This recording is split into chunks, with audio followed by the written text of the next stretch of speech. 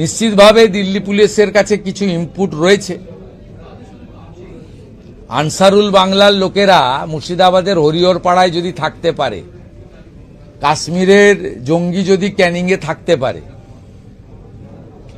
আর যদি সেই পিএফআই সিমিল লোকেদের সঙ্গে তৃণমূলের সম্পর্ক থাকতে পারে, সেক্ষেত্রে তারা খোঁজখবর তল্লাশি তো রাখবে। দিল্লির মতো হাই প্রোফাইল জায়গায় জাতীয় সুরক্ষা সবচেয়ে আগে।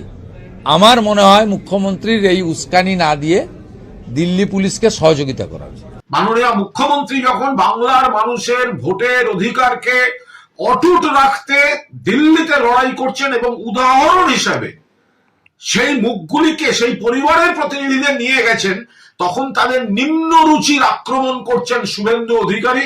বাংলার মানুষ এর কড়ায় গন্ডায় জবাব গণতান্ত্রিক ভাবে ভোটে দেবেন।